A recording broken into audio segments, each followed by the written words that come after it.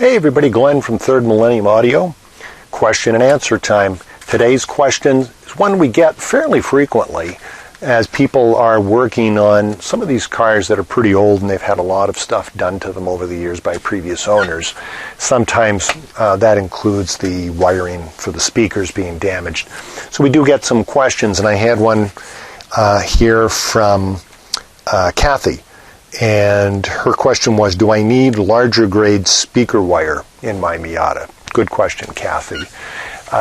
Generally, the appeal of larger gauge speaker wire is it has a lower resistance. I'm talking about electrical resistance. So speaker wires are carrying basically AC voltage. It's the same that's really in your house except at a lower level, and it varies in the frequency, which is what we hear. It's the music, okay? And the speakers convert that back into moving air so that we can hear it. When you run AC electrical signals through wire, there is some loss, inevitably, which is related to the length, but also the surface area that's involved that the electrons actually travel on.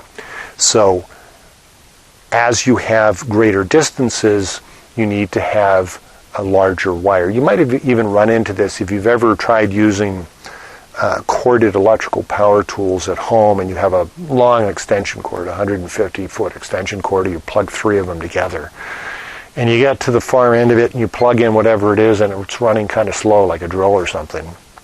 And you're wondering why that is. If you actually put an electrical meter on it, you might have found that you started out 120 volts at the house. You might be down to 100 volts by the time you get to the end of that long wire. That's what resistance is, and larger wire compensates for that. So in a car, the question is, do you need to have larger wires for the speakers? My answer is, of course you don't have to. But my answer would be, if you're just using the stock radio or you're putting in an aftermarket radio and not using an external amp, I would tell you that the stock wiring is fine.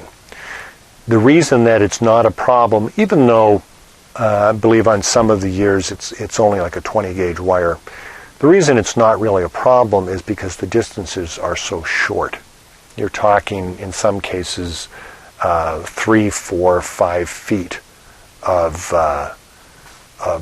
distance, and in that distance the difference between 12 gauge wire, big thick heavy wire, and 20 gauge wire might be 0.25% or something like that. Not really worth doing the extra work. If you're going to put in an external amp for the door speakers, I don't think you need an external amp for headrests or the rears or anything in the cars, but if you're doing it for the door speakers, I think if I was actually going to do that, I would put in 16 gauge or larger. We have both 16 and regular 18 gauge, which is kind of the minimum that we recommend, available on our website at some pretty reasonable prices. So if you're going to be doing a project like that, I'll leave you the link down below. You can throw that into an order, and you can upgrade those wires to the doors if you'd like. And we have the wire, and we also have the connectors to put onto the end, put that back to stock. Anyway, so I hope that answers the question on speaker wire.